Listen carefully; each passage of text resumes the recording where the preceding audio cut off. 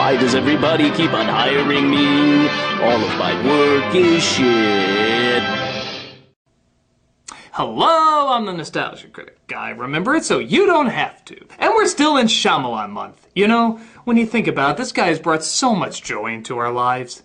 Most of the time. So I figure it's good to do a video celebrating his most hilarious moments. Whether they were intentional or not.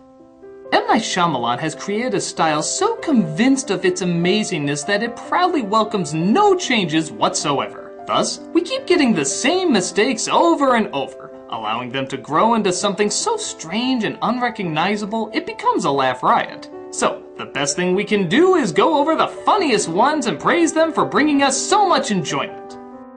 And we're gonna look at the top 11 of them here today. Why top 11? Because I like to go one step beyond.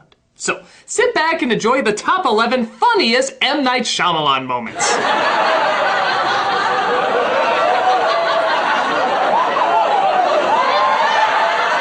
Number 11. The ending to The Visit. Okay, if I want to be totally fair, I should also acknowledge the moments that were intentionally funny.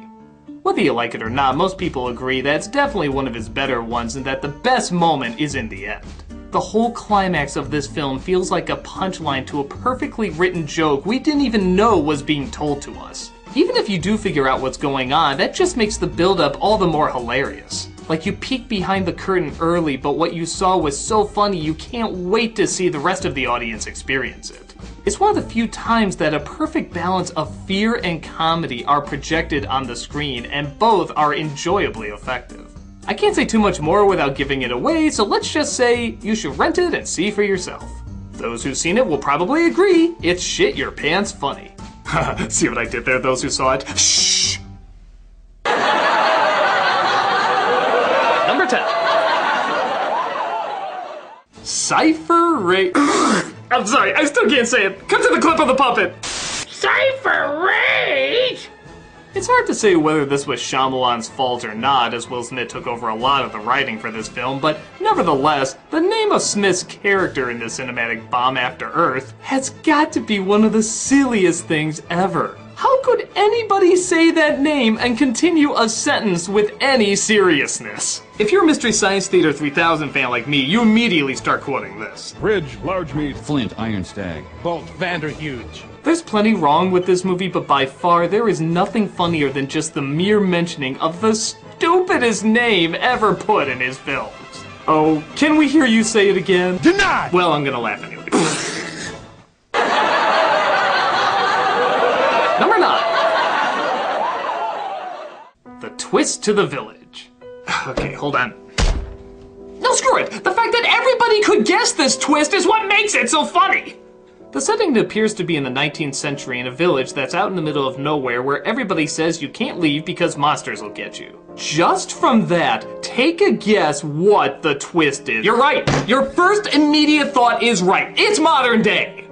People without even seeing the film got it already. So the ones who were foolish enough to sit through this bore fest were whispering to themselves, no, it can't be just that. There has to be something else. Thus, when the twist finally hits, it's not the film itself that gets the laugh, it's the reaction of whoever you're watching it with. Just try not to crack up when you see your friends go, what the crap? Are you freaking kidding me? Just stupid, stupid!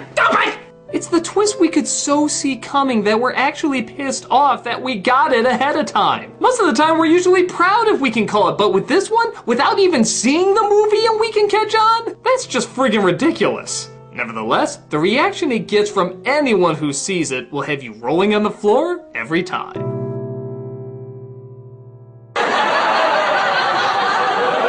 Number 8. This dumbass scene. Yeah, bet you didn't know these bending masters have all these abilities reduced down to the equivalent of tapping someone on the shoulder and appearing behind the other shoulder. This is supposed to be a giant epic battle and we get this thrown in? How can you not laugh at something so dumb? No, that's it. Stupid. Number 7. The kids from Signs. It's no big shock that people don't talk right in a Shyamalan film, but the extent to which these kids talk is totally friggin' out there. We're used to the goofily overdramatic tone from his films, but these kids almost never act like real kids. Everything people have written about in science books is going to change. What's wrong, boy? Dogs are barking. Woke us up. Stop it immediately. It's almost like the children were directed to talk like adults and the adults were directed to talk like children. The history of the world's future is on the TV right now. Who says things like this? You can't totally blame the kids though, as most actors have to place a lot of trust in their directors, and Shyamalan has led pretty good actors astray before. Just imagine the last time you heard a little kid speak like this. We need to record this so you can show your children this tape and say you were there. For your children, Bo. And you'll realize how hilarious this all is. Let's face it, Haley Joel Osment, they ain't. I see dead people. I see dumb writing. Number 6. Hot dogs. I know, I just went into this with the Happening review, but I'm sorry, it deserves to be repeated. This is one of the silliest out-of-nowhere lines in a movie. Everybody's on the run, people have to travel fast, and suddenly, this incredibly important line is dropped. You know, hot dogs get a bad rap. They got a cool shape, they got protein. You like hot dogs, right? Are you just setting up that he's quirky? Like you tried to do with all your characters? Well, here's your quirk, Shyamalan. You can't write quirky! And thank God, because if he could, we wouldn't have something as laughably ridiculous as this scene. You like hot dogs, don't you? Oh, and you wanna know what the punchline to this whole thing is? Get the mustard? Get it? Because he likes hot dogs! Did we make that clear? That he likes hot dogs? We can play it again! What else can you say but hot dog? Get the mustard?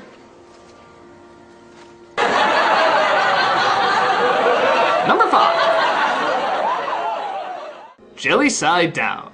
That's right, we're going from one food to another. There's no excuse for this foolproof method of determining if the devil himself is near. When he's near, toast falls jelly side down. That's right. If toast lands jelly side down, the Lord of all evil is upon you. I know the phrase, "how can you make this shit up," is a common phrase, but really, how can you make this shit up? It's a skill to make up something so stupid. Why toast? Why just one time? You couldn't even throw it up to test it a few times? You just threw it up one time and bam, the devil is near? What the hell am I even talking about? It's goddamn toast! It connects so little to the world of logic that we live in that you get a case of the giggles every time you watch it. So, if you feel the presence of Beelzebub in your house, don't get the crucifix, don't get the holy water, don't even get the Holy Bible. All you need is toast. Number 4. Earthbending in The Last Airbender. It's no question that this movie is the biggest letdown of Shyamalan's films because it took one of the greatest animated shows of all time and reduced it down to... Are you the Avatar wrong? That. In doing so, it gave us a scene so disappointing and so underwhelming that you can't help but crack up at its lameness. Alright, so a bunch of people that can bend Earth are placed in a prison surrounded by Earth. As if that wasn't funny enough, when they finally do retaliate after Ong reminds them of the phenomenal gift they have, what do 6 of them gathered together end up doing?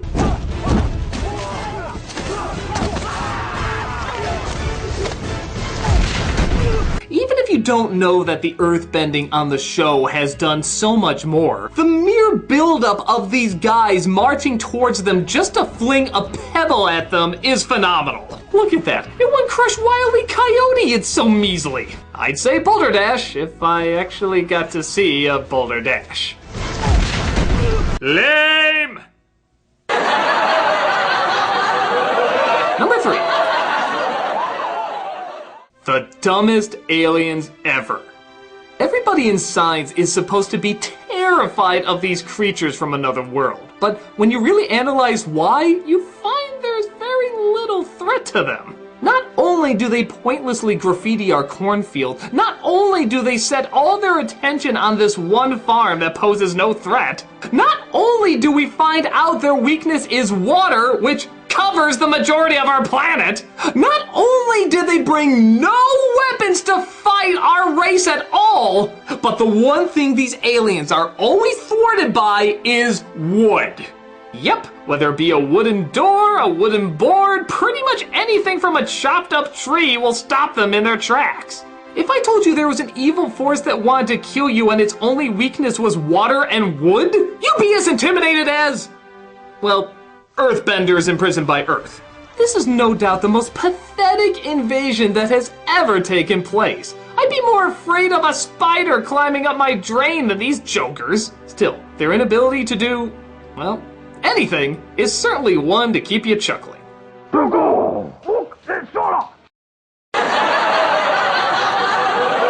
Number 2. Mark Wahlberg from The Happening. Yeah, we can't act like we can know what was going on behind the scenes to give us this performance, but we can say for sure that it is one of the funniest things ever. Look, I don't know if you guys have heard about this article in the New York Times about honeybees vanishing. A lot of actors in Shyamalan films are known for being misdirected and turning in terrible performances because of it, but easily the most entertaining is Wahlberg. If you somehow combined a lost toddler with a lost dog and made it obsessed with science for some reason, this is what it would act like. I was in a pharmacy a while ago.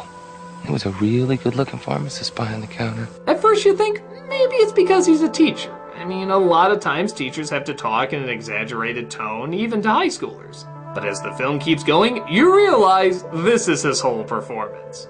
The toxin?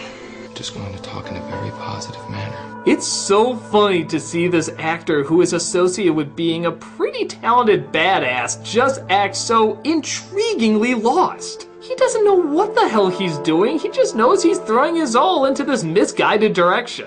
And let's face it, it's spectacular.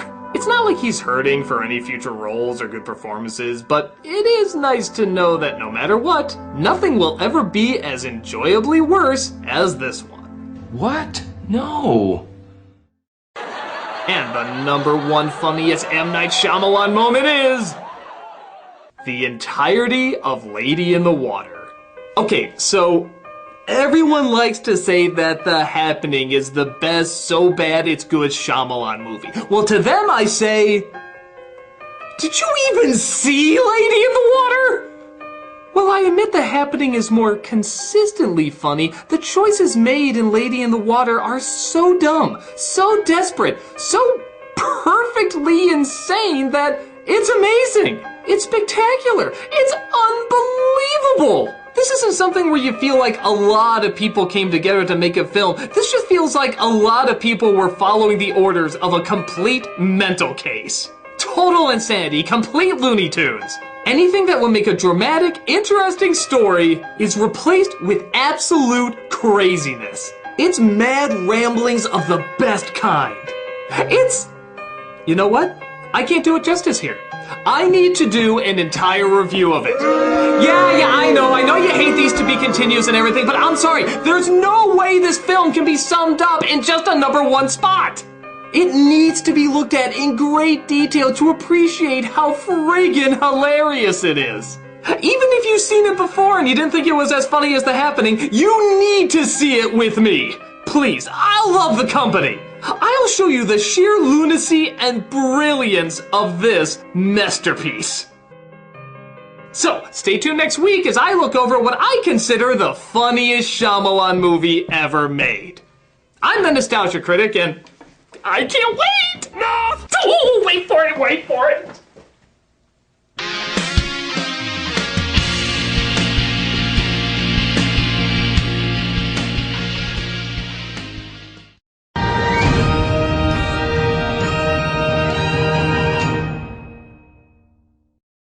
Hey, Doug Walker here doing the charity shout out, and this week we are doing the Shriners Hospitals for Children. These are hospitals spread out all across the United States, Canada, and Mexico, providing advanced care for children with orthopedic conditions, burns, spinal cord injuries, and cleft lip and palate issues. If you look at their YouTube channel, you can see all the children that have benefited from these good places and how much they've done. And on a side note, you should definitely check out the YouTube videos because of this one kid named Alec. He's like the main spokesperson for them, and by God, he's freaking adorable. They got a little boy who's really good at talking to the camera. And it's that kind of positive energy these places constantly turn out. This nonprofit relies on the generosity of donors like you. So please, definitely take a look and see the good you could be contributing to.